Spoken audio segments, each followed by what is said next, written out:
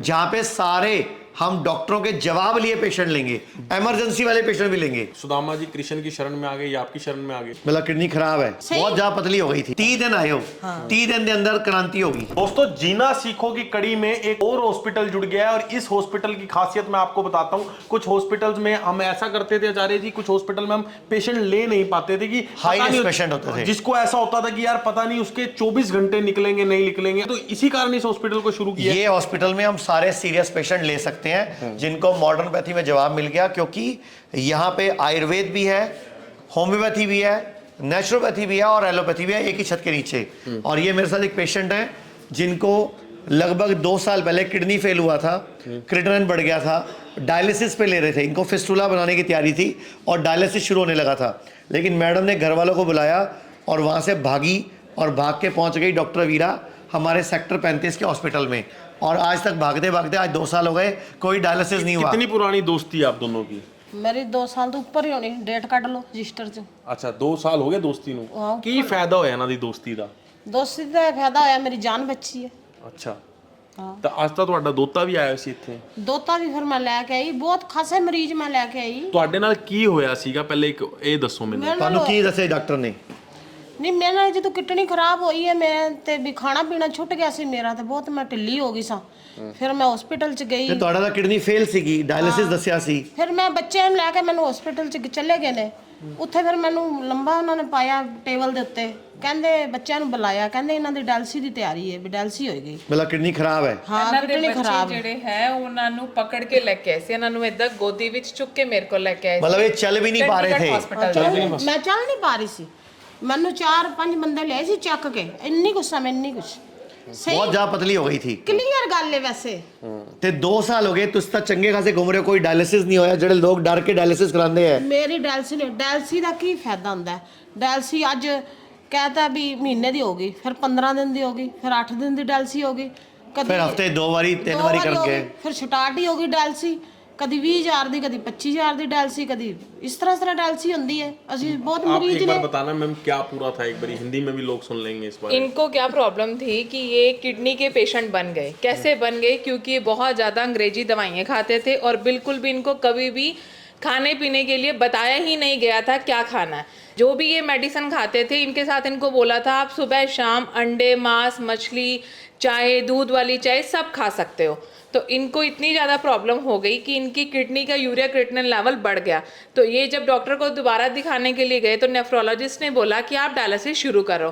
माता जी डायलिसिस के लिए जब टेबल पे लेट गई वहाँ पे, तो इनको पता चला ये जो करने जा रहे हैं इसको डायलिसिस कहते हैं।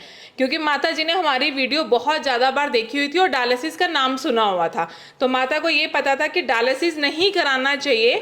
तो मुझे जीना सीखो में जाना है, जहाँ पे डायलिसिस के बिना भी किडनी को ट्रीट किया जाता है। जैसे सुदामा जी कृष्ण की शरण में आ गए या आपकी शरण में आ गए? सर ऐसे कुछ कह सकते हैं, क्योंकि माता जी का क्या है कि ये हर रोज मेरे पास चंडीगढ़ अप डाउन करती थी पटियाला से। खुद से टैक्सी में आती थी। इनके 2 बच्चे मेरे साथ आते थे क्योंकि आने में समर्थ ही नहीं थी। मैंने बताया ना कि पहले चल नहीं सकती थी, वजन कम था, पतली थी बिल्कुल कमजोर। और कितने दिन ਤੁਸੀਂ ਟੋਟਲ ਚੰਡੀਗੜ੍ਹ ਆਏ ਸਾਡੇ ਕੋਲ 35 ਸੈਕਟਰ ਵਿੱਚ? ਮੈਂ 30 ਦਿਨ ਅਪ ਡਾਊਨ ਕੀਤਾ। 30 ਦਿਨ ਆਏ ਹੋ, 30 ਦਿਨ ਦੇ ਅੰਦਰ ਕ੍ਰਾਂਤੀ ਹੋ ਗਈ। ਕ੍ਰਾਂਤੀ ਉਸ ਤੋਂ ਬਾਅਦ ਅੱਜ ਤੱਕ ਤੁਹਾਡਾ ਡਾਇਲਿਸਿਸ ਨਹੀਂ ਹੋਇਆ।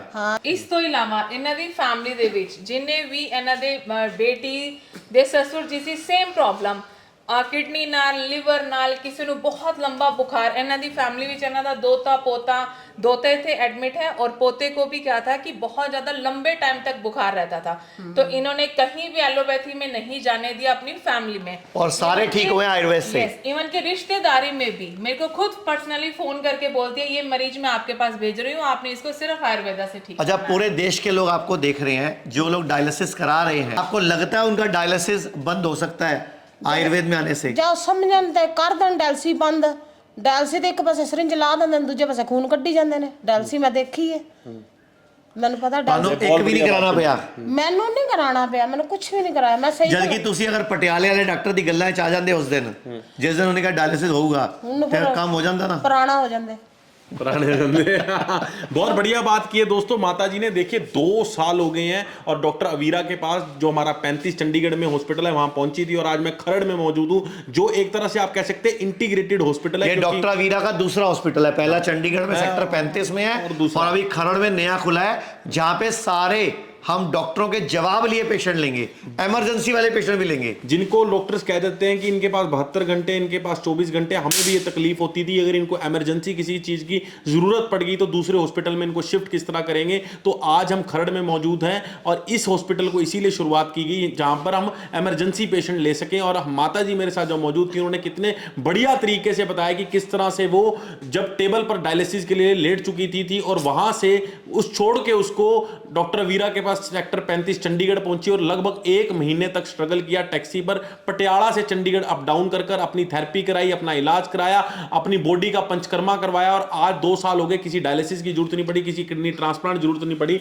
और आज फिट है एकदम। मैं बिल्कुल फिट है। अभी क्या हुआ, इनके दोते के साथ, इनकी बेटी के बेटे के साथ क्या किया डॉक्टरों ने, उसकी बायोप्सी कर दी और उसका घुटना खराब हो गया, चलने में दिक्कत आ गई।